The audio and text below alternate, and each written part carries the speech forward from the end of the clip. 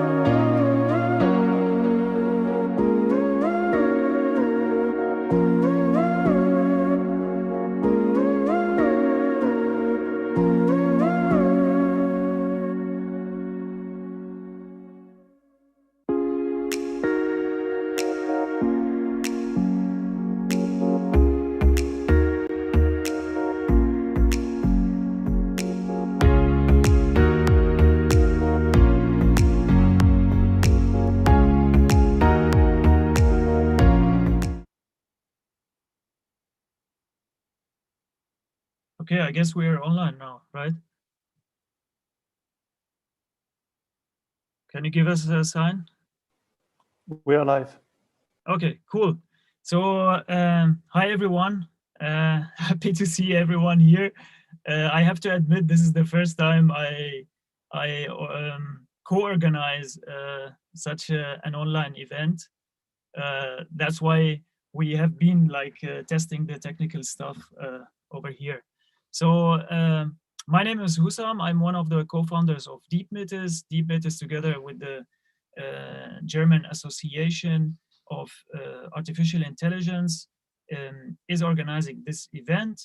And we have a couple of, I would say, brains of AI based here in Berlin to speak today about explainable AI. We'll talk more about it. But for now, I would suggest that we go through the agenda just to let you know how the event will go today. So let me share my screen. And I would start with introducing Dr. Julia Hoxha. She will talk more about herself, and she is heading the working group of health at the German Association for Artificial Intelligence. She will talk a little bit about her role in the association and about the artificial intelligence and criticality in terms of decision making in AI, especially for medtech. After that, Maurits, who is the head of research at DeepMetis, will give a presentation about AI versus XAI. What is the difference? XAI-driven summarization will be also presented by Damien, who is a machine learning researcher at the Technical University in Berlin.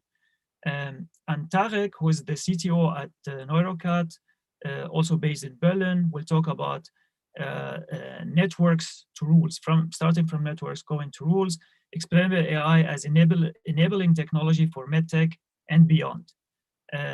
I will finish the session with talking about some application possibilities in a couple of domains, and I will give more details about a use case that we have been developing at DeepMetis. All right, so I guess, Julia, you can go on. I will share your slides because I understand that you have some technical difficulties. Yes, thank you, Hussam. So you can, of course, start sharing. In the meantime, I wish a good afternoon, good evening to everybody, and welcome to this session. I'm also personally looking forward to the technical talks. Well, this is the end. You can scroll through. So yeah, I am Julia Hoxha. I am co-founder and CEO of Zana Technologies. And also this year, I have undertaken the role of leading the working group health at the German AI Association, and really delighted to organize and host this event together with DeepMetis and the other really interesting speakers. So about it, we can go further, Hussam. So regarding the well, I'd like to maybe start with a statement that we are already witnessing how artificial intelligence is on its way to disrupt our future and our economy. And I deeply believe that is it up to us, especially in the rounds of these bright heads that are assembled here today, to take actions and lead the way to a positive disruption. And one of the platforms that is acting in this direction and taking this action is, in my belief, also the German AI Association. We go next. The German AI Association is currently the largest AI network in Germany, with over 250 AI member companies. And why it's important in the work of this network and of this platform, it's the mission to strengthen Germany as an AI business location, and to support minds such as the ones gathered here today and beyond in sharing the experiences and building their own AI networks, and further on to create awareness about new technologies. And so within the German AI Association, there is the working group health, because healthcare is one of the key areas for AI application. However, we as young companies are encountered with a strictly regulated market. And so what we're doing, the working group Health, and I encourage also others that are also hearing us today to join us.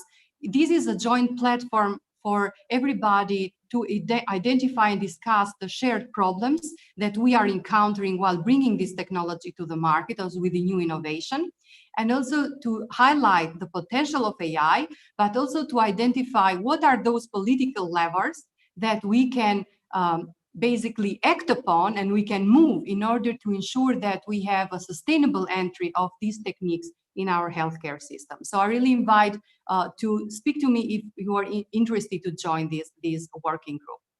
And so further on, why AI and the trust in AI is important. While we see now as artificial intelligence is becoming an increasing part and prominent part of our life, it's also important that we understand the need that we have in order to trust these systems in how they make the decision and the prediction. So further on, Hussam, however, the algorithms and the techniques still remain opaque. And also the title of this event, that we are still encountering this black box and how we can go beyond this black box.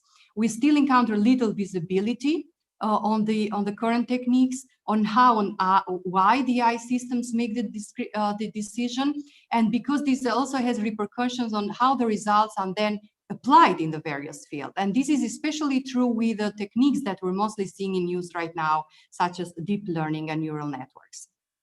So why is this important? It's important because the lack of explainability hampers also our ability to trust these systems, because we as humans want to understand how the decisions are being made. And this is particularly important when we talk about black box or opaque systems that have a profound implication on our lives, on our wellness, our life, and even death. And this is precisely the case with using AI-based systems in healthcare. So for me, further on, explainability of AI in healthcare takes at least three different perspectives, and I'm going very briefly on the first two. In terms of the medical perspective, I'll see two levels of explainability. First, the power of these techniques in order to explain or increase our ability to understand how the AI system arrives at the conclusions in general. And this is precisely the case with AI-based clinical decision support systems, such as diagnostic tools or laboratory testing, in which we want to understand, to rank the features that actually play a role in that decision. And the second level, the ability to identify the features that were important for an individual prediction. And this is especially important if we also want to safe check for patterns that are indicating a false prediction. So, and the other one is the patient perspective. This is, we shouldn't underestimate, this is also very important. Further on, why? Because we are always talking about having value-based care and having a patient-centered approach. And in order to have this patient-centered approach, we also want to have a facilitated shared decision-making of the doctor, so that he and the doctor themselves understand why the decision was made by this system, but they're also able to comprehend and easily explain this to the patients, how the outcomes are derived. And then we can go towards this patient-centered approach. And lastly, the technological perspective. Me, myself, I have only an introductory welcoming talk today, and I will leave this very important feature on the technological perspective on how the explainability technology works and where they're applied in the healthcare and medtech domain to the very interesting, enlightening talks that we're going to have next. So here I greet you and look forward to the further technical discussion. Thank you very much, Julia. All right, I guess now it's Mauret's turn to share his screen and talk about AI versus XAI. Hello, I hope everybody can hear me. Just a small check, can you all hear me? Yeah, we can. Yes. Okay, great. Thank you that we can do this today. I'm very excited to talk about this amazing topic. But before we dive into this technical perspective, as Julia called it, allow me to introduce myself. My name is Maurits Andrea. I am the head of research of Deep Metis. We are a small AI company. We have only funded a few months ago, but we have seen some rapid growth and want to use AI for the better of the world. We want to use AI in ways that improves the lives of people. And we found that XAI offers many great ways to do this, since it enables machine learning algorithms to work in healthcare, for example, or other critical decision-making processes. Okay, now let's dive into it. The first thing I want to talk about is the current state of machine learning algorithms. And in general, I would say that there are two broader categories we can talk about. The first one is we have comparably simple machine learning models. One example for that would be a decision tree, as you can see on the right. A decision tree is a structure that is learned from data. In that case, the output would be if the person should play soccer, and the given input data is the weather, the humidity, and the wind. The idea is that the algorithm learns to build up this tree, and then we can derive at the decision for new input data. And as you can see, this system is, sorry, there is a small mistake in the slides. The system is explainable, but it is not powerful. It is easily understandable how we derive at a certain decision, but we can't hold as much information in there as we can in more complex models. For example, deep neural networks, as you can see on the right here. Here's the marking correct. They are much more powerful, and those techniques are the basis for most of the modern achievements in machine learning. They offer great capabilities in image classification, on text generation or classification, and in so many more environments. I mean, I could spend my entire time talking about the applications where deep learning provides amazing solutions just from the last 10 years. And the technique is amazingly powerful, but it is very hard to understand what is happening, even for a person that knows what the model should do. Because if you look here in the tree, you can easily go through the steps and say, okay, what is the weather? It's cloudy. Okay, I should go play soccer. If the weather is sunny, we have the second question, but we know exactly where the decision comes from.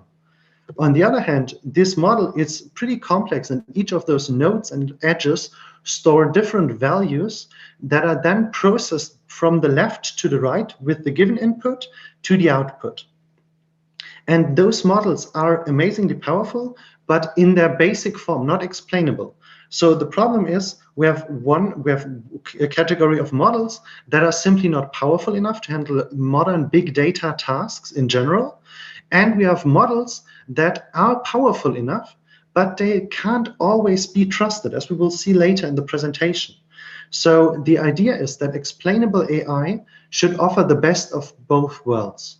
We want to use explainable AI to explain how machine learning models derive at their decisions, while also being able to do so on complex machine learning models, like those deep neural networks.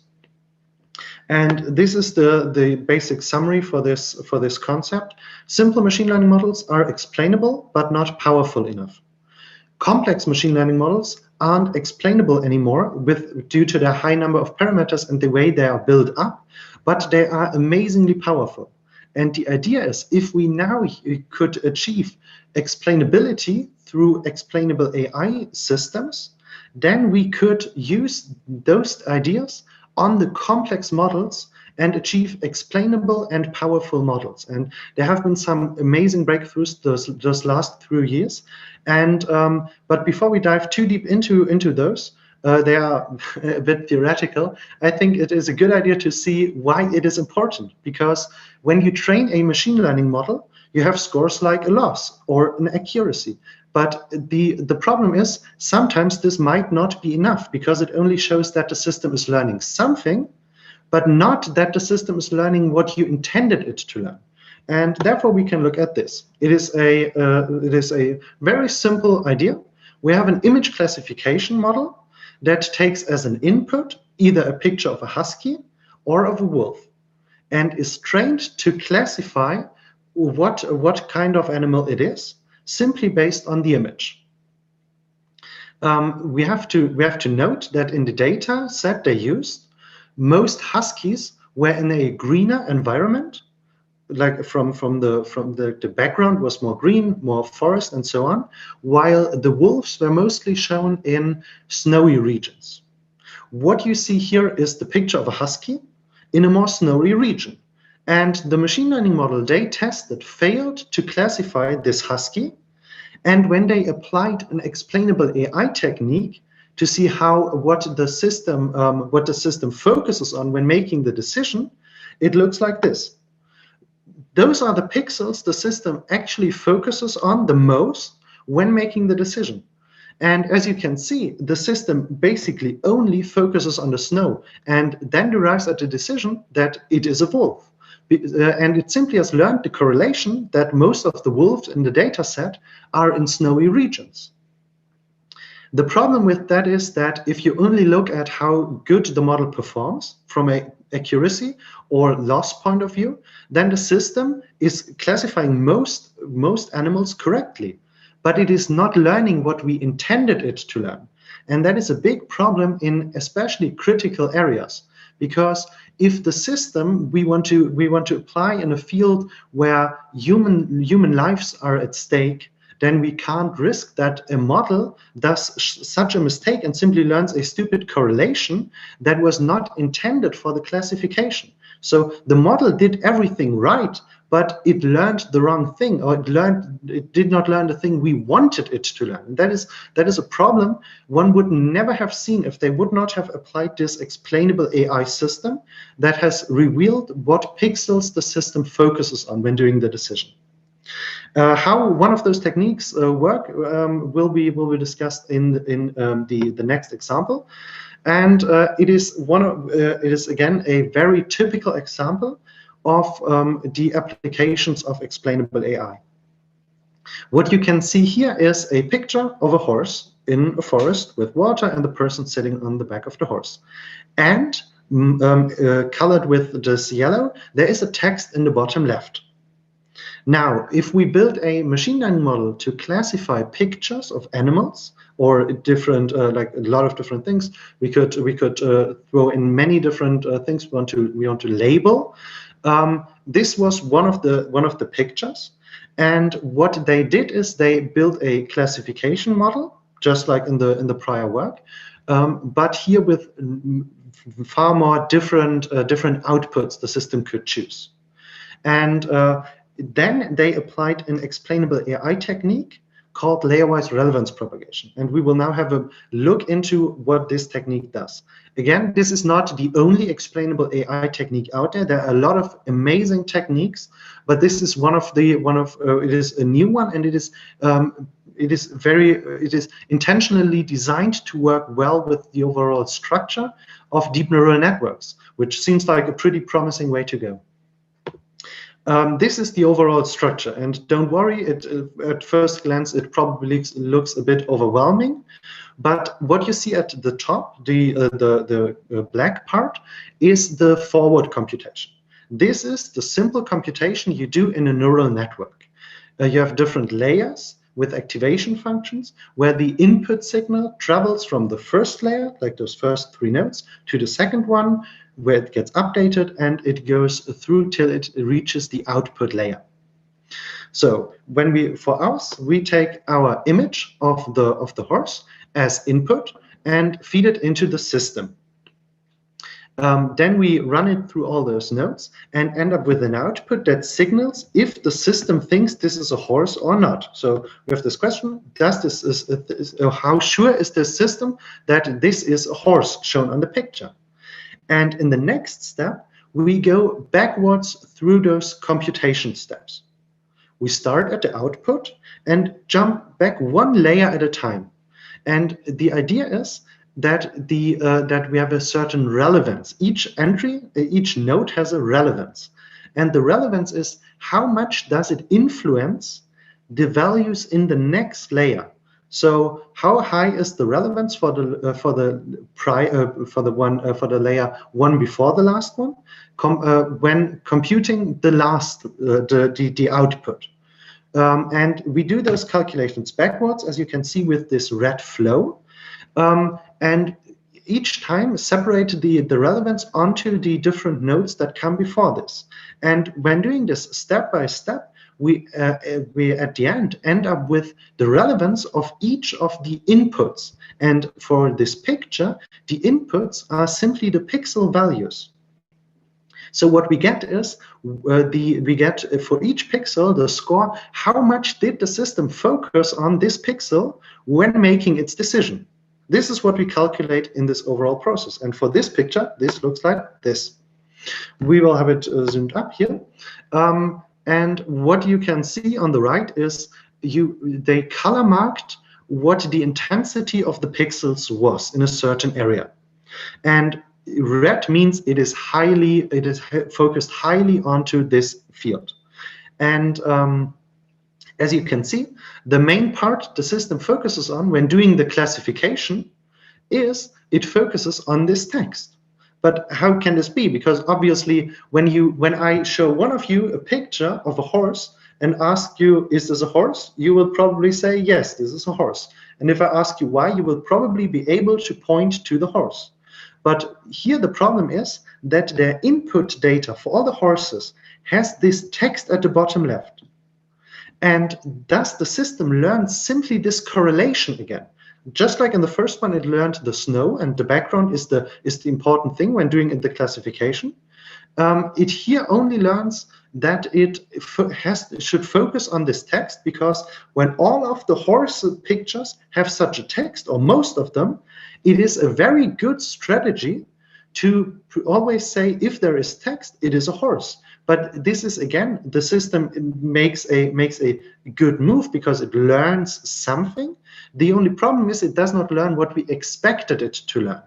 And explainable AI in that field allows us to see such things before we apply the systems in critical situations.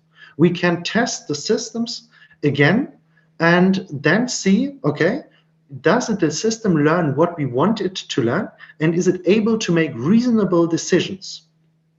So this combination is the key point why explainable AI offers such a great value in fields like medtech. And one more thing about this example, they've gone even further with this problematic, and this is what you can see here. On the left, you can see what does the system predict for each of those pictures. And for the top left picture, we discussed it. It predicted that it is a horse, and it focuses only on the text in the bottom left. For the one at the top right, it also only focuses on this text they have added into a picture of a car. And this completely fooled the system. And this is also a major problem, that when it has learned something we did not expect it to learn, adding such a thing as a text, which usually should not lead to a different decision when when a human, for example, would have looked at a car. But in that case, it made sense for the system to learn it, simply because all of the data had such a correlation inside. And as you can see, if they remove the text from the bottom left for all of those pictures, then the system from there on did not predict horse anymore. So the prediction of horse is basically the same at that point for if there is text at the bottom left. And this is one of the major advantages explainable AI offers in this field. So this I will come to my summary about this. The major point is, by running such techniques over and over again and seeing what the system learns, and not only trusting that it learns the right thing, the things a human would consider when looking at those pictures, but we rather test it and really see what has the system learned. then we can manage to use powerful AI techniques in decisions that are where human lives are at stake, because this allows us to bring much more trust towards the system, because we then understand much better what it does and how it works. The second part is we can even use the explanation instead of the decision as an output for the overall system. What does that mean? As you can see from the prior pictures, we have this heat map at the end where we know what did the system focus on when making a classification. And in the presentation Husam will have at the end, we talk about an idea we had for a product at Demeters, where we used the explanation, so the parts the system focuses on, rather than the classification of the model. And I really like the concept, and I'm very excited to hear from Husam again. And I hope so are you. And the last point is we have a better understanding. This is more theoretical, but obviously if we better understand how models perform, then that helps much more at the development of models in the future.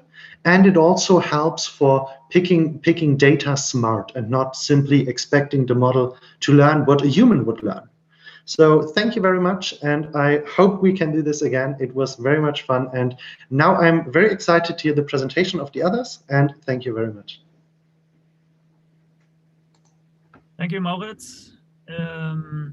By the way, for everyone who's is here listening and watching us, there will be at the end of this event, there will be questions and answers. So I guess you guys are writing on the chat. I see that you're writing your questions.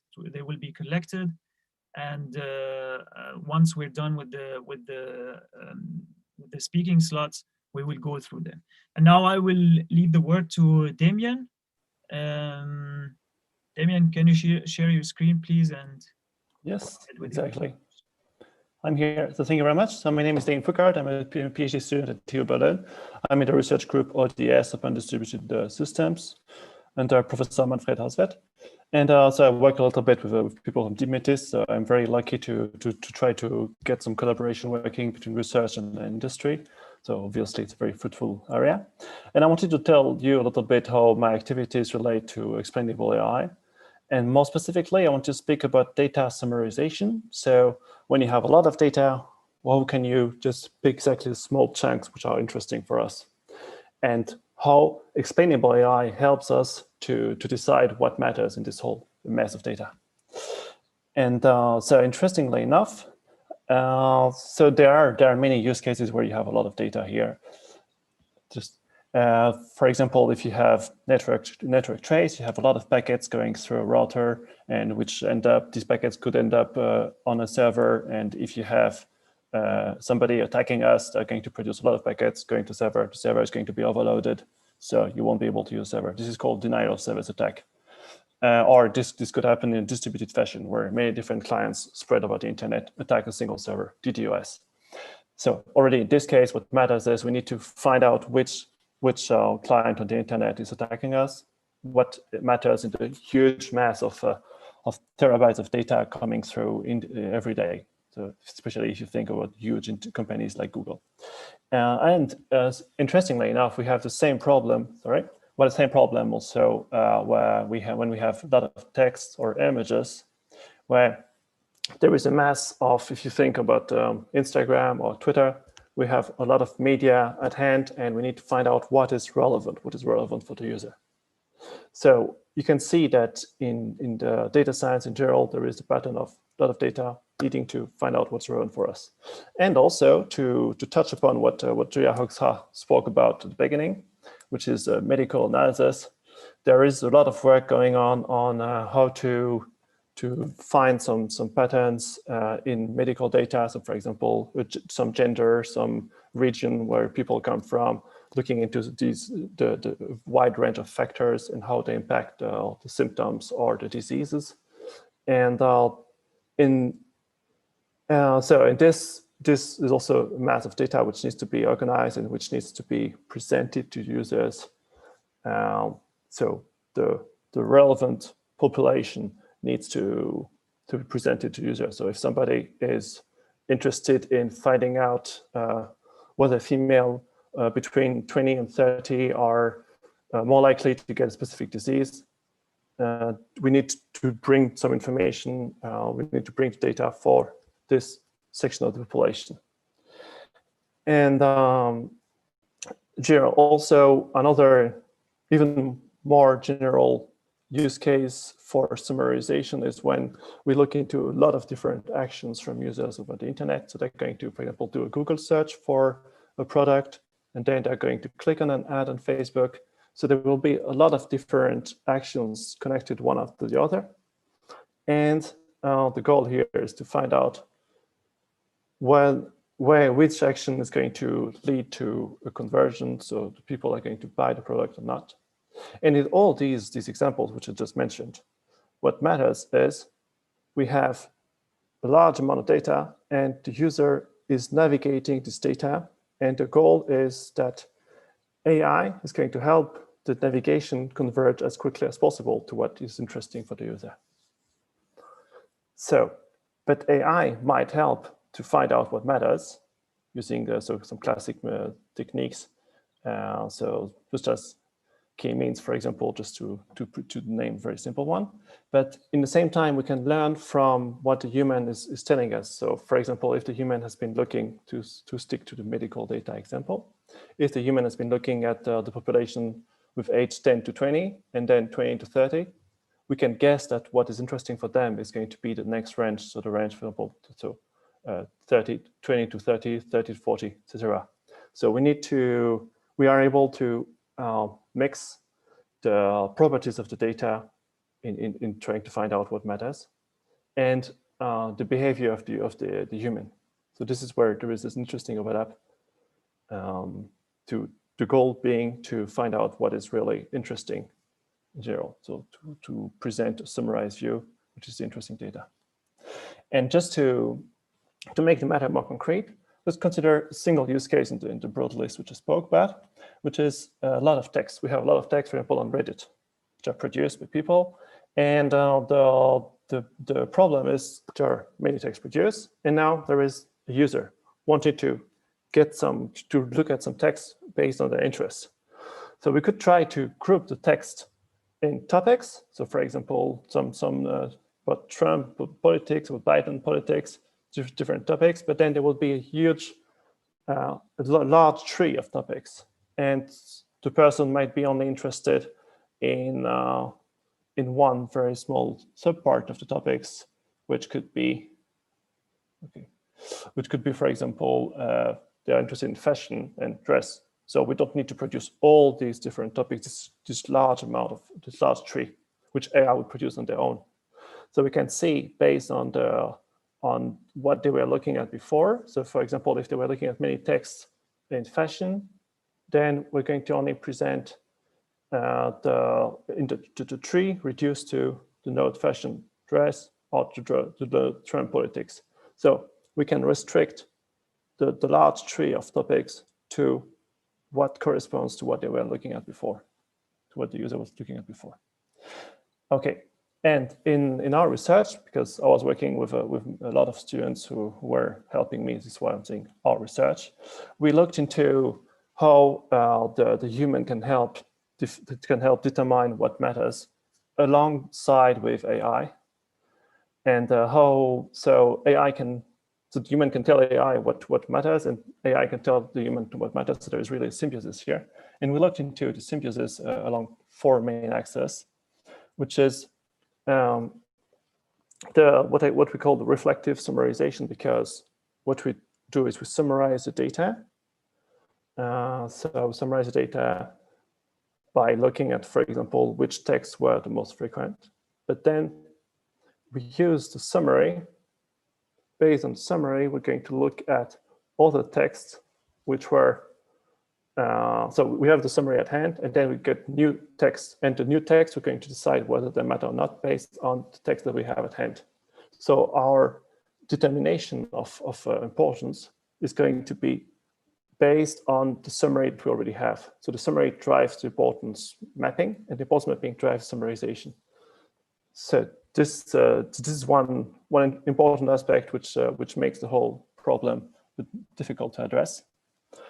And we also looked into this dynamicity optimized indexing. So what we mean with that is, if we have, for example, the Spotify use case where you'll have a lot of songs and you have a user listening to some songs, we have a model for what the user is looking into. Then we might want to update the model according to we might want to update the model according to what we might want to update the model if there is a song from some very well-known artist like AI and XAI, then we need to update the model for the customer right now, because if we don't do that, then the competitor is going to do this. For example, Apple Music is going to do this instead of Spotify. But if it's a song which is much less important from a very much less influential artist, then we don't need to update it right away. And so there is the problem of trying to optimize when and how we update the model based on the importance of this update. So if the update really matters to the user, then we want to integrate that right away. And we looked into those topics. And also when we speak about science, often we want to get some guarantees of performance. So is the importance that we measure within some bounds of some ground of importance? So just to keep the matter simple, we could be speaking about the frequency of words, for example. And we want to find out whether the frequency of the words that we measure on the stream is close to the ground truth frequency, which we would have if we had an unlimited storage. And this would be some importance tracking with bounds. Great. But this is very limited. So this is some very controlled environment, but it's also a limited environment. And this is to be opposed to the environment of some much more advanced machine learning algorithms, which would take into account text and which it would be feeding the text using some weighting mechanism, so some transformer mechanism if you want to look it up. This is the name of a neural network. And it would be automatically adjusting the weights of the different words in the learning process. This is much more a black box. In that case, we get some representation of the text, which is very powerful, just like it was dealt upon, which was touched upon in the previous talk, but which doesn't give so many guarantees. So we can't say that we are capturing the text within a specific that we're capturing the most frequent words within specific bounds on the accuracy of the words, for example. So this is the ML hybrid embedding computation. So ML hybrid meaning that we look into how to combine these very simple setups where we have some guarantees, such as counting the frequency of the words, and the very advanced setups where we have a lot of power, but very much less control, as in the transformer neural networks, which is one of the most modern neural networks for capturing text information. And finally, we are aware that the user can tell their interest in many different ways. So actually, when an expert issues some SQL queries one after the other, or so when experts issue some queries one after the other, it corresponds to some customer trying to looking at the text one after the other. In both cases, what is expressed is an evolving interest. So an interest which gets more refined. So for example, if we have a new user on a Reddit platform, they're going to first get one text, which they're going to look at quickly, then move on to another text, and so on and so forth. And at the beginning, the system doesn't really know what's interesting for the user, so the information is very coarse, and then the information gets refined. And in the same way, a medical expert, who would be looking at the population, they would be looking at the histogram, for example, of disease. 1 second. They would be looking at the histogram of diseases. Okay, I will just continue. And they would be interested in trying to find out first on a very broad population without so much information what is the distribution of the disease, and then trying to narrow down to the population of interest. And we try to take into account this input on the user in which take different form into this single simple kernel, so to say, which captures the evolving interest. Okay. And so we implemented this. Obviously, I won't go into details for the interest of time, and the slides are going to be put online anyway. But we looked into how XAI can help for the summarization. Okay. For three main data structures, which are sets, which could be seen also as lists, trees, and graphs. And again, fully aware of the necessity for the interest of time. But what we did is we looked into sets first. We'll go very quickly. We looked into not simply taking into account a single item, trying to count them, but which gives us the guarantees as I was speaking about, but also into feeding the single items to your neural network and trying to capture the counts for that neural network. And so this is still, so the ML approach on itself doesn't give any guarantees, but it's very, very powerful. And the classical approach gives some guarantees, but it's very limited in its flexibility, because we can only capture counts basically. And so what's necessary, as I was saying, is we need to combine them, and we try to marry the two in two ways. First, we have the ML only make decisions on the parameterization of the classics mechanisms. So we limit the impact of ML. And second major aspect, which really is the core of XAI, is we learned what queries are going to be issued by the user. And based on these queries, we decide what to summarize. So if an item is very frequent, but is not queried, or we know based on our model of the queries that it's not going to be queried at all, then we won't bother keeping it, even though the high frequency gives it some importance. So we developed some importance mechanism which is aware of both the intrinsic importance of the data, so for example, the counts of the items, and the likelihood that they're going to be queried. And so this is what I summarize here with this diagram. And generally, as I was saying, this is the second point. We were trying to find some sweet spot between between the ML and the classic, where ML is going to have small impact, and then classic mechanisms would back it up. And this is our results on trying to capture the query patterns, and to put it simply, in the interest of time, when the color remains more or less the same on the x-axis, that means that there is some similarity and that we are able to capture efficiently. And so our results here indicate that if we try to adapt based on our model of the queries, if we try to adapt more or less, we get to some optimum, which is a sweet spot point here at, for example, 0.80. Okay, and now also there are many more results and many more pointers for you. But in the interest of time, we'll just move on to the general conclusion, which was that, which is that we're definitely looking into, we already have some public data set, which is from Reddit. We have like 130 gigs, so it's significant enough. And we're definitely interested in any collaboration. If you have any pipeline where you're wondering how to capture what matters, which data matters, and how the human can tell the machine what matters and what doesn't. And so if you're interested in those topics, you can just get in touch. And that's it. I'm done. Thank you very much. Okay, thanks, Damien. For the sake of the timing, I would move directly to Tarek. Tarek, please. share your screen and go ahead with your presentation. Thank you.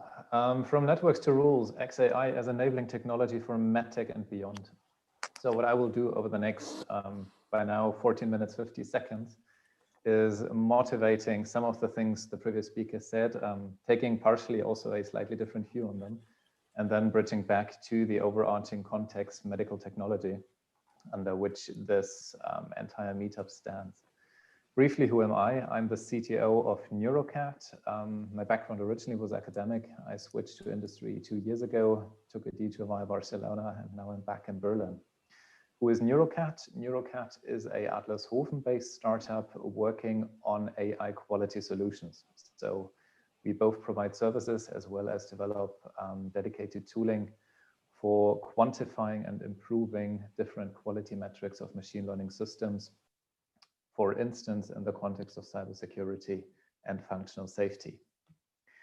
So, as I said, I'm bridging back to medtech and the medical context, and I want to open with a few quotes from a report dating back to January 2019 of the British Academy of Medical Royal Colleges. It's actually a document totally worth reading if you are into the overall context. But what I want to focus in is a few of the recommendations they make in the report. First of all, and this is more of a general opening statement, politicians and policymakers should avoid thinking that AI is going to solve all the problems the health and care systems across the UK are facing. AI in everyday life is still in its infancy. In health and care, it has hardly started, despite the claims of some high-profile players. Whether the tech analysis is true or not, I don't want to challenge or dispute here. But what is important is indeed that AI in health and care has hardly started. And that also means, like for every new technology entering a new domain or task, there are initial hurdles to be overcome. And these hurdles are also on the side of the people in the system, both patients as well as healthcare professionals. Directly tying into that, recommendation 5. Joint up regulation is key to make sure that AI is introduced safely, as currently there is too much uncertainty about accountability, responsibility, and the wider legal implications of the use of this technology. Referencing back to the people in the system, both patients as well as practitioners are asking very fair questions around, so if we use AI systems, who is accountable? If a decision is taken and either it goes really, really well, or in a few cases it might go wrong, who's responsible? And then what are the legal implications thereof? And this is exactly one of the many spots where explainability goes front and center. So I've said AI is in its infancy in the medical health space. I stand by that still. A couple of applications over the last few years have gained quite some stage time. Here's just 2 headlines. If you Google for medtech health, artificial intelligence, machine learning, you'll find a plethora of headlines along similar lines. So AI being used for cancer detection, AI being used for clinical decision making, AI being used for the development of new medicine. You name it, you'll find it. Still, and this also now ties partially back into Maudit's talk, do we actually understand how these AI systems work? In many cases, these AI systems indeed, as Maudit's also described, feature by now massive machine learning pipelines. This can be state-of-the-art deep neural networks. This can be some of the precursor methods, but the question remains the same. If we have a look only at input and output and at the stats happening in between, do we really know what happens there in the same way we like to talk about it if a human would be performing the same task or would make the same decision? Oldie but goldie cartoon. I love it and I use it wherever I can. The point of this slide in a way is we do not really know. So we are widely impressed by what some of these systems are capable of doing, be they deep learning, be they other formalisms. But to many people, what's happening there still looks a bit like a miracle. And tying it all together, that is not acceptable. So I don't mean it's not acceptable that it looks like a miracle. I mean, it probably is not acceptable that we do not really know, or that we only scratch the surface of understanding what the systems are doing. So summarizing the part this far, as I said, machine learning in health is in its infancy, but it is being deployed and the number of deployments is increasing. Tying back to, among others, Moritz's talk, many of these methods are still doing very poorly on explainability. With explainability, leaving much of philosophy aside, what I mean here is it's often not clear why a particular decision outcome has been reached, how a different outcome could be reached, what are the governing rules of the entire system. And this lack of clarity also affects different parties, be it the system designer, be it the users, the patients, the doctors. Also, when I say the different stakeholders or parties, there are different questions which precisely system designers, users, regulators ask. So there might even be different notions of explainability which are relevant, especially then in a domain like healthcare, where it's literally about life and death decisions, or at least decisions which impact someone's life quality forever after. If we have a bit of a look back in time, it turns out that we aren't the first people wondering about explainability. Actually, far from that. There's rich literature in the 80s looking into expert systems. Back then, fewer connectionist methods, much more symbol pushing, but people already thought about, so what is explainability? And also in the very early day of machine learning, late 80s, early 90s, there are people very dedicatedly looking into that, among them Mickey. Mickey came up with three notions of machine learning. The first and most widespread one, which Mickey calls weak machine learning, refers to a system that generates an updated basis building on sample data and improving its performance on subsequent data. So this basically is classical machine learning. I train it, input-output data, I have a look at what went wrong, I train it to minimize the number of counterexamples. Mickey then continues. There is a second form of machine learning, namely what he calls strong machine learning. Strong machine learning is weak machine learning, plus the system has the ability to communicate internal updates in explicit symbolic form. So besides training, the system somehow writes out in some symbolic form, so numbers, text, what have you, what updates it's actually internally running. If you now have a look at what's currently in use, the number of systems which provide you with some sort of traceable update is already much lower. And then Mickey continues, there's ultra strong machine learning, namely strong machine learning, plus the communication of these updates is operationally effective. That is, the user is required to understand the updates and consequences to be drawn from them. So instead of writing out any symbolic form, numbers, text, what have you, the system would have to provide a symbolic form which allows the user to understand what the update did, what is happening in the training, and what consequences that has for future behavior of the system, but also for future interactions between user and system. As I said, early 90s, published, I think, at an EK workshop. If we now have a look at where machine learning currently stands, it turns out that most state-of-the-art systems, as we discussed them at conferences, and as we currently roll them out in different domains, implement weak machine learning approaches. And particularly if we look at deep learning, most of the techniques developed this far are necessarily of the weak type. So most of them are necessarily of a type where we don't really know what's happening. Why? Because particularly the strength from these systems comes out of them learning internal representations. And these representations, which refer somehow to properties of the input, do not have to correspond to anything we would consider meaningful reference points. Just because you're training your system on cat pictures doesn't mean that one layer represents fur, another layer represents legs, and another layer represents nice pointy ears. The layers might focus on something completely different, having to do with the properties of the pixels, much rather than with the content of the images. So there is 5 key questions which scholars and increasingly also regulators start to ask towards machine learning systems.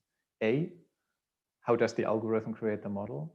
B, how does the model make predictions? C, how do parts of the model influence predictions? D, why did the model make a specific decision for an instance? And E, why did the model make specific decisions for a group of instances?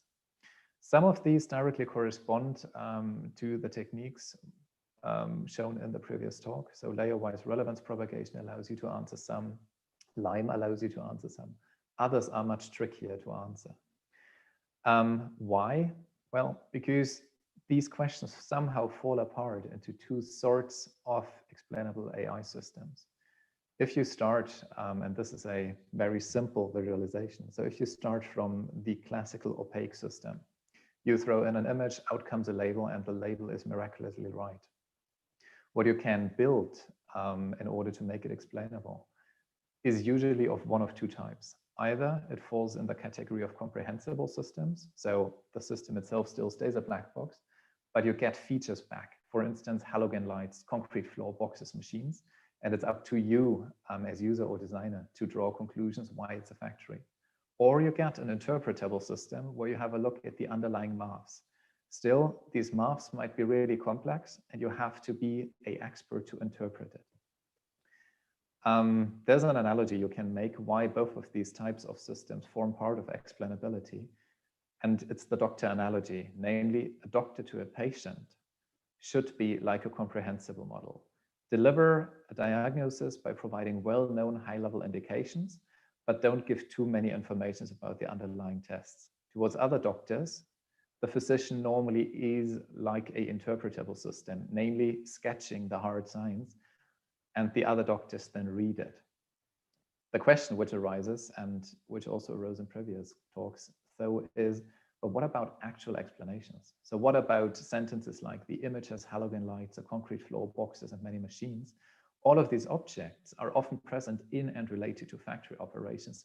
Thus, the machine believes the image is a factory scene. Well, and this is where it gets really tricky, because this is where you would have to tie together syntax and semantics. So you need the system, its inner workings, but you also need the reference to the real world. Here, you can follow that later, as also the slides will be shared, are a few desiderata of what an explanation probably should do. And the short answer is it should quit the epistemic longing. So the user ideally has the feeling to have gotten an explanation, and it provides accurate information relevant to the current case. So the user actually has been, or the system designer or the regulator has gained new insight and has been explained something. Contrasting a little bit with the first talk, I know in the last 2 minutes 20, I want to show you one way of how one can at least work towards this type of explanation, namely using a technique called Trepan.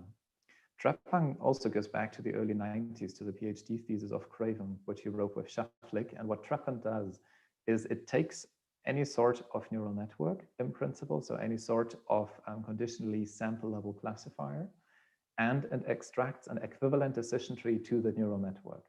Meaning you take a connectionist model with all its, well, gray box character, you throw it into Trepan, you compute some stuff, and out comes a equivalent decision tree which can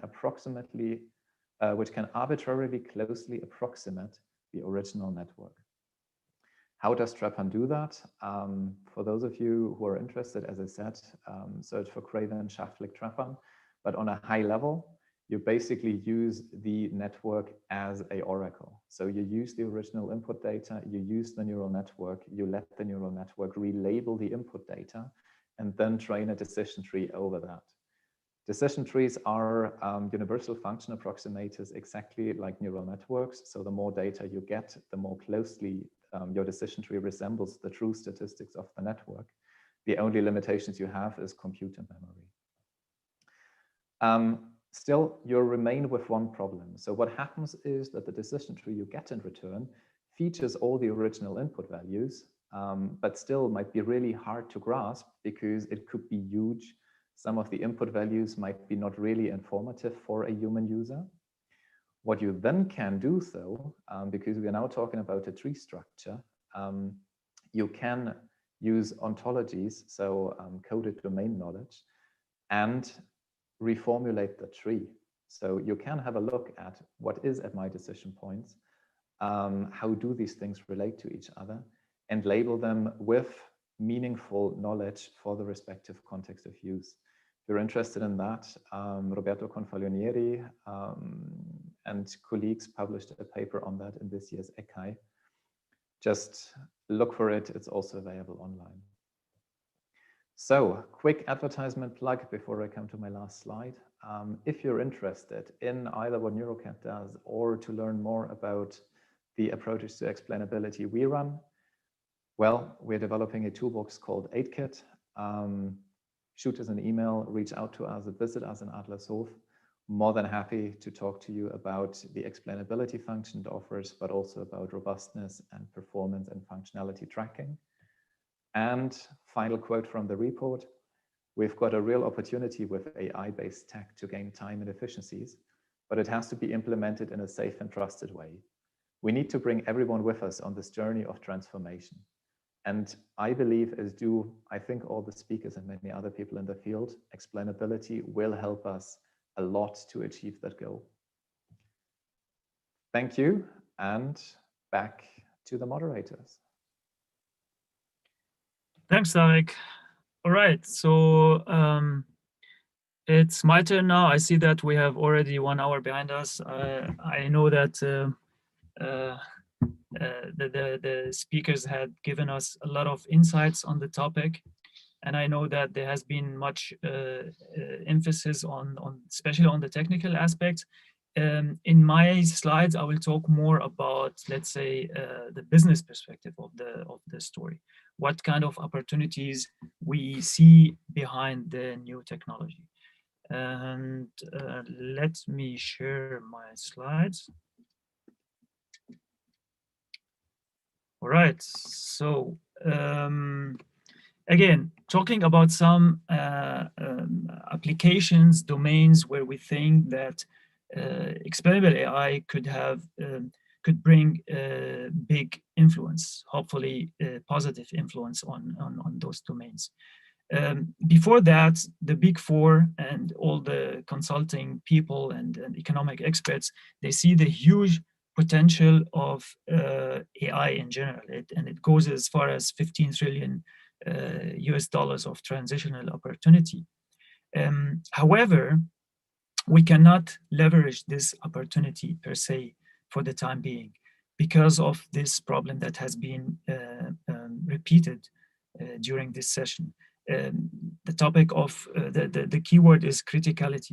We still do not trust the algorithms on critical decisions. Again, it has been said, the algorithmic black box, meaning that the algorithms take the decisions without us understanding why and how. And I mean by us, not only non-technical people, but even the technical people who build the algorithms themselves. Sometimes they don't understand how the algorithms arrive at their decisions. And luckily, as has been discussed, the new technology, explainable AI, solves this problem more or less. It shows us the rationale behind the decisions. And this opens new doors for us to apply and leverage on the AI opportunity. So I'm gonna talk about the healthcare. I'm gonna focus on it because we have applied the use case here, but also I'm gonna speak briefly about other business cases related to insurance, governance. We can also speak about education during the questions and answers, but let me first focus about healthcare. So if we take a decision-making process based on text in the healthcare system, involving high volume of text and documents for this decision to be done. And of course, most, or let's say all of the decisions made in the healthcare system are critical in terms of they're literally decisions for life or death. So that's why criticality is very relevant in the healthcare system. So here we have a challenge. The decision is either made by the machine, the algorithms, or non-algorithms machines. And here we have the trustworthiness question. Do we trust the machines on such critical decisions, or the decisions are made by humans, by medical professionals? And here comes the costs and times related to that. And that's why we thought of a use case to apply the explainability of machine learning by developing a smart highlighting tool using the explainable machine learning methods, the explainable AI. We applied it on clinical researchers because, again, this is a place where decision is made on text and a lot of text. And for each clinical research, for medical professionals, compiling list of medical preconditions for patients to know if they are, let's say, able to take certain medicine or not. This is a work of 180 hours per study. However, applying the XAI tool would reduce the work down to 105 hours per study. It's a saving time of 40% for the medical professionals. So by applying this, the medical professionals would see the decisions, or let's say the passages that the algorithms used in order to arrive at their decisions. And of course, it is optional for the management of the medical institute, let's say, to show their staff members those decisions or not. Because here comes the question, will this influence the decision of human or not? So very simple explanation how this works. The machine learning system would take the decision already. But now, and this is the decisive part, and this is the explainable AI part, a reversed process would calculate which passages of the text did the algorithms use to arrive at their decisions. And again, this is the explainable artificial intelligence part of the work. And finally, a shortened and highlighted text will be presented to the users in order for them to take the decision. This would then speed up the decision making process. All right, so this is only in the medical field, but again, we can apply this on every domain where the decision-making process is critical. And we mean critical unlike, I don't know, recommendation systems for online shopping or e-commerce. We're talking about insurance, we're talking about governance. For example, in insurance, people apply or submit their documents, and then the insurance companies would make the decision on should this person take this type of policy, insurance policy, or how much this insurance policy would cover, and so on. Another example would be for government authorities to decide on subsidies applications. This is a very relevant topic nowadays for the Corona subsidy programs in Germany and elsewhere. So usually a decision-making process here is that the applications would arrive, be it paper or digital applications, and then there will be a checking process. And after that, a decision is made. I wrote here manual decision. Of course, it could be automated decision, but again, the question is, do we trust the machine on such critical decisions? So applying XAI tool for this for this kind of process would give us a kind of ranking for the relevant factors. Again, the system would take the decision and then would show us why the decision has been made. And then a human would be involved to decide, yes, this is a correct decision or no. Or they would even not see the decision of the machine and would see only the factors with their ranking. And then based on that, they decide. And this implies a difference in timing for the duration and workload for the employees in the insurance companies or in the government authorities to accelerate the decision-making process. We believe that the tools that are based on explainable AI have advantage compared to the traditional AI-based tools. In terms of trustworthiness, as we all talked about, all the speakers mentioned and highlighted that they are, technically speaking, there are some, let's say, challenges for the algorithms to decide to arrive at their decisions. And of course, explainability. This is still needed from the machine. This is still expected. We need to know why a decision is made before we trust the machine on it. All right, that's it from my side. Also, I tried to make it brief. So if you guys have any questions, any challenges, any use cases for XAI, please reach us to Deep Metis, to any one of the speakers. And I guess we can now take the questions gathered by Ferdinand, right?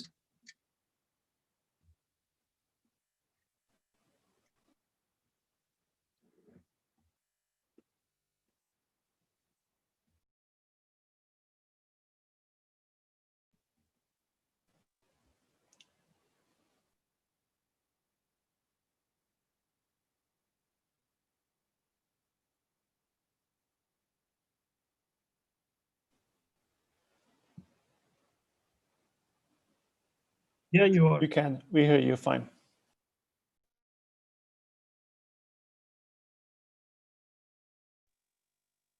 All right. In case you don't hear us, we will take the questions and then answer them. Just give us a minute.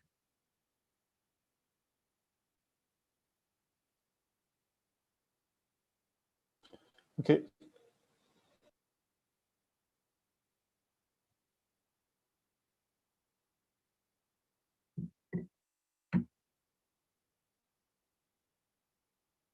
Where did you send them? Here on the chat?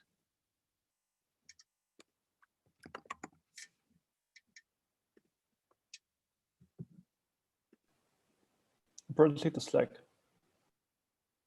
Yeah, I'm opening. All right, I'm checking also the chat here on YouTube to see the questions. But let me get the first one from Ferdinand.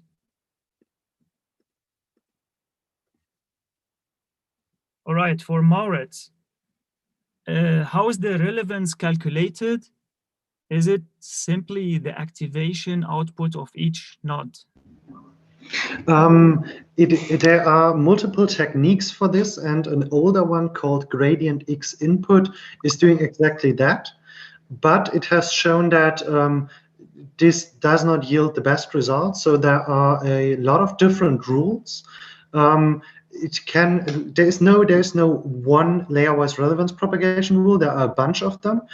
For example, some of them have a certain threshold to them, where very small activations don't simply get ignored.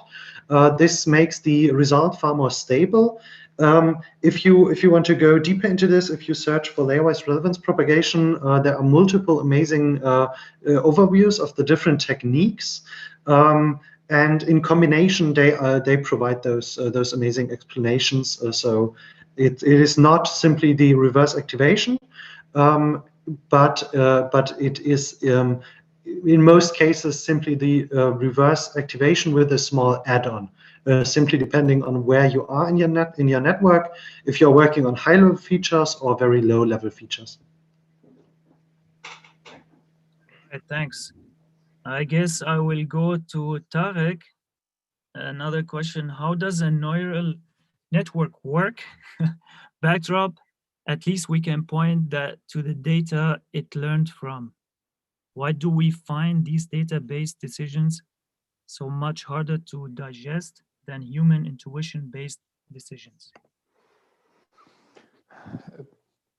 Well, there's two levels to that, right? And I think focusing on the end of the question, it's a question about the difference between artifacts we engineer and a kinship arguments to fellow humans. So there is no way how we can conclusively determine what made a human do what he or she did.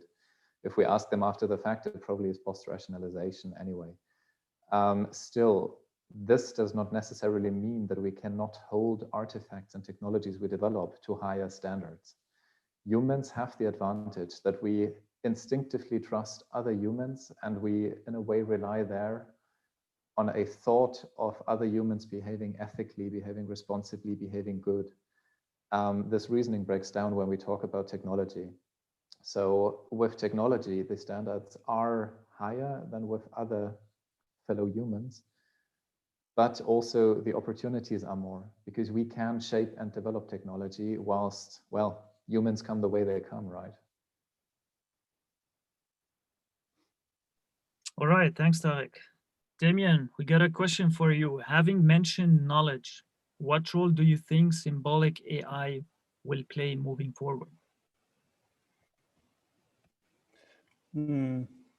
Well, symbolic AI, symbolic AI can definitely help. There is some fresh work on applying the transformers, which are normally used for when you have a sequence of words one after the other. The transformers are able to capture the importance of the single words and mix them into a whole. And I think maybe it's regarding symbolic, when we start speaking about symbols, this could be the knowledge graph, where we have a lot of entities related one to another into a large graph. And all these entities, they're going to be captured using techniques applied usually to sequences of words, but this time extending these techniques to structures of concepts.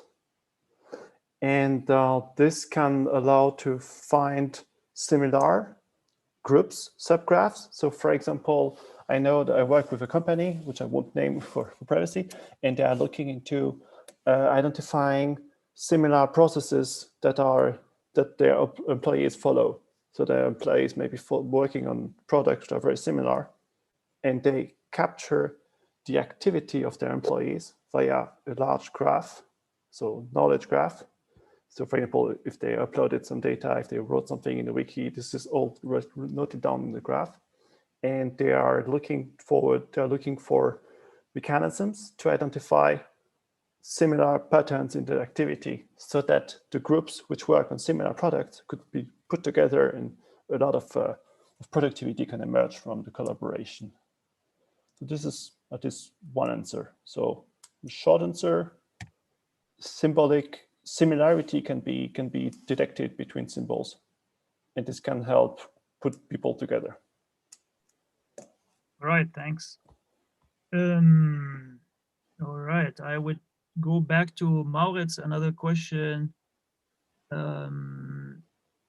How can we make the algorithms learn that they need to learn instead of a stupid correlation?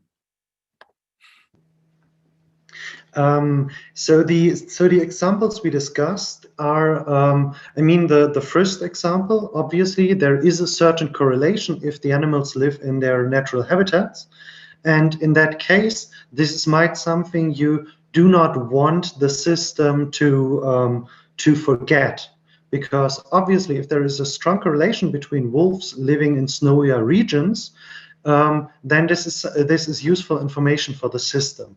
The problem arrives mostly at the like if you transfer this to a more critical field, because the major problem is you want to understand what it focuses on, not because you always want to prevent it from focusing on certain elements, but that you then can decide if it is okay that the system focuses on this.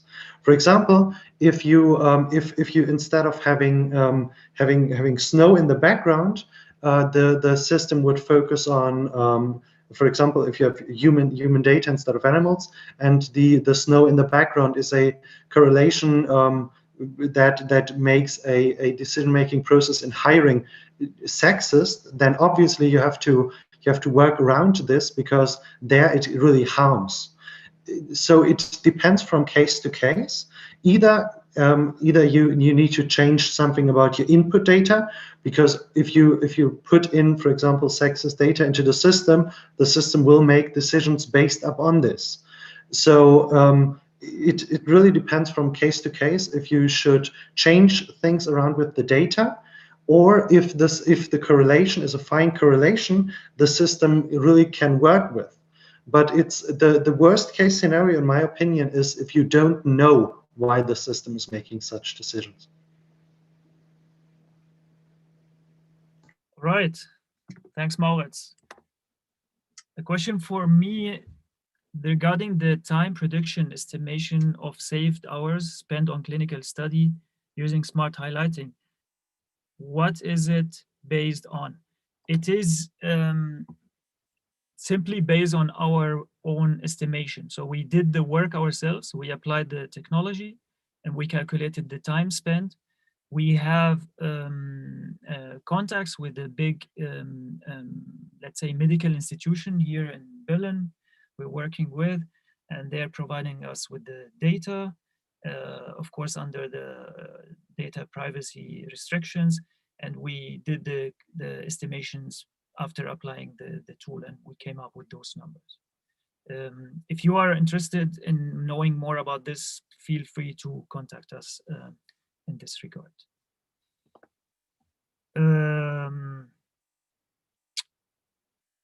Another question for Damien, having mentioned, no, we talked about the symbolic. I'm looking for another question for Damien. Unfortunately, I'm not seeing a lot. So maybe this is a question, I guess, a general question for all of us. Is XAI going to be the future of AI or a lighter legislation-friendly version of it?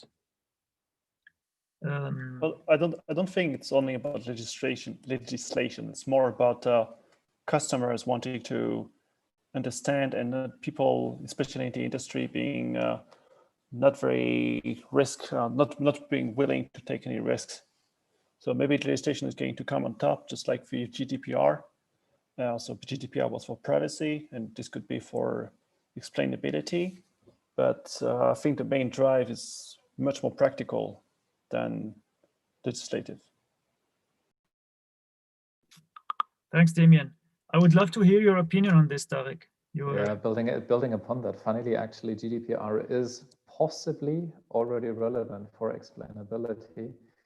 If you have a look at, and now please don't hold me to that, but I believe it was somewhere in section 13, there is a sentence postulating, and I'm paraphrasing, that the subject of automated decision-making has the right to gain insight into the logic underlying the decision. The sentence is a miracle of wordsmithing, but it is very mysterious what is actually meant with it. And as far as I'm aware, the highest courts in Europe have not yet tried a case where they would have had to interpret it. Anyway, this could fall in the direction that actually for automated decision-making systems, people might have a right to understand how the decision was taken. What that then means in turn, like whether there has to be a human in the loop so that someone explains to you why the decision why that decision was taken, or whether the system can answer is a different question. But generally, I stand by what Damien said. So legislation is one case and one side, but user acceptance of products is an often underestimated factor in all of this. We currently are quite naive. So I don't know who has a smart home speaker at next to them in the living room.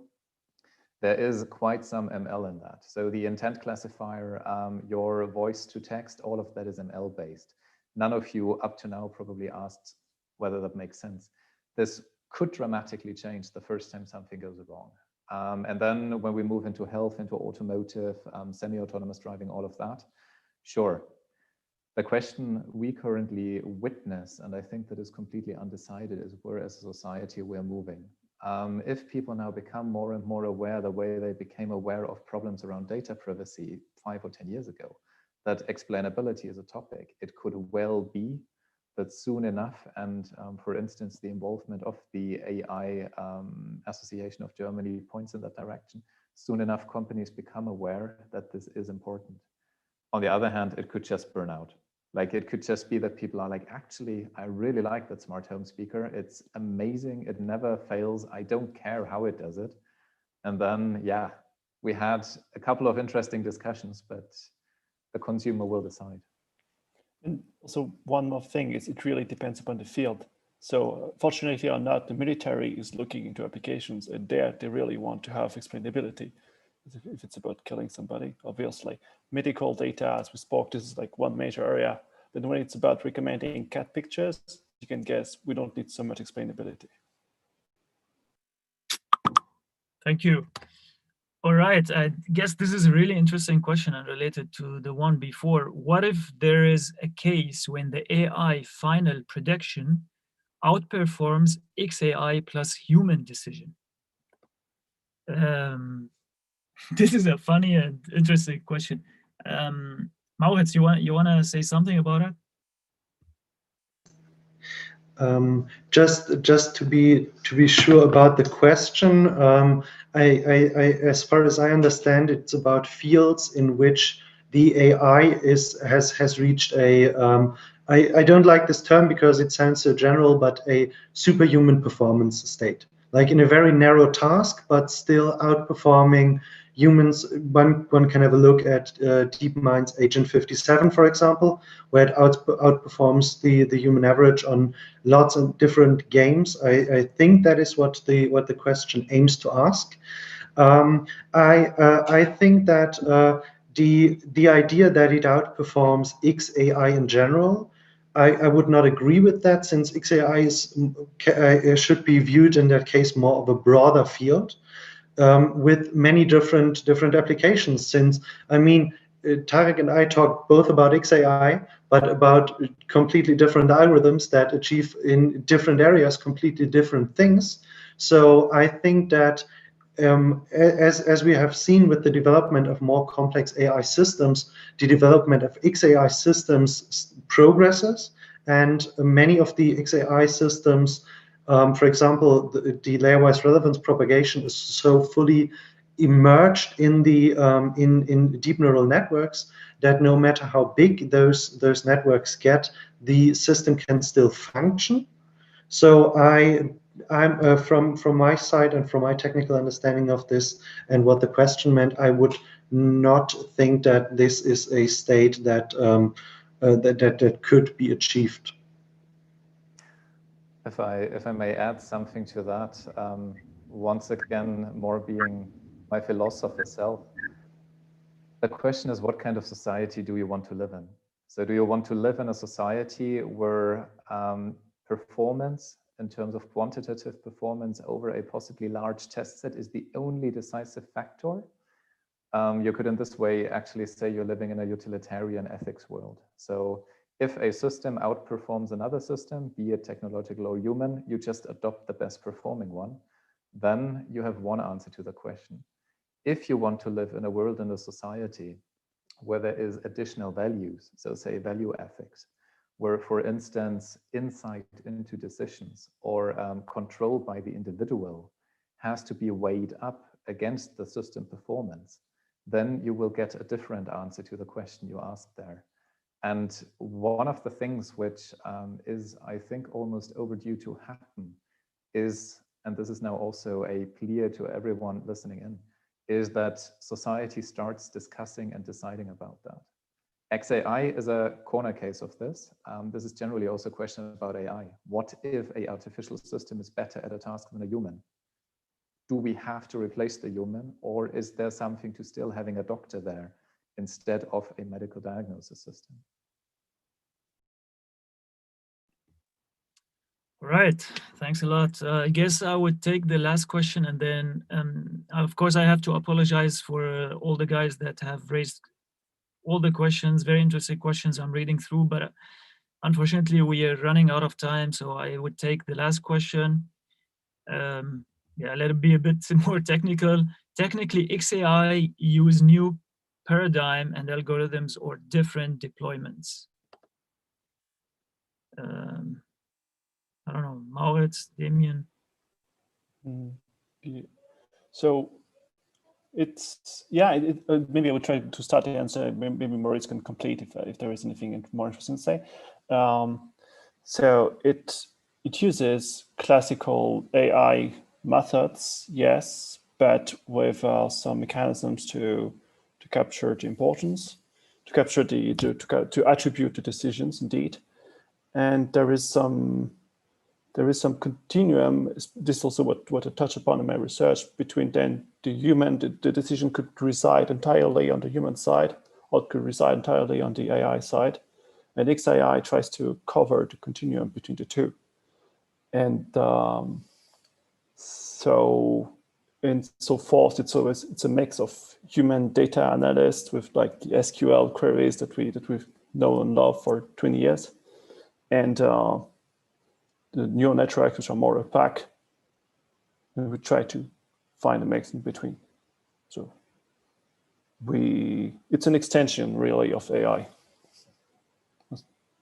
Yeah. Anyone wants to comment on that? Tarek, Moritz? I would fully agree with that. Like I like this extension thought much more than this replacement, since in my opinion, those techniques are additions to the system and not replacements or anything. So I like this. I like Damien's comment. Cool. Yep, I guess with that, we're coming to the end of our event. Let me, but before that, thank the German AI Association for their support for hosting the event. Julia has been supporting us to organize the event together with the association. We're very thankful for that. Thank you, Tarek. Thank you, Damien, Maurits, for the insightful questions. Again, sorry for the guys raised the questions that we could not answer, but you will get the contacts of all the speakers. Feel free to contact them or add them on LinkedIn. You have their full names here. And we will share, by the way, the slides. I don't know if we're gonna share it over the drive or each one will do individually, but I would suggest that you contact each one of us individually if you are interested in their slides. And thanks, Ferdinand, for the questions, and thanks to Sam for moderating the whole thing. Thank you very much. All right, have a nice evening, everyone, and looking forward to talk to you again on the next event. One more thing, we're going to share the screen via Eventbrite, apparently. This is what has been told us. I guess so. So the slides will be shared over Eventbrite. All right. Bye-bye. Thank you. Bye.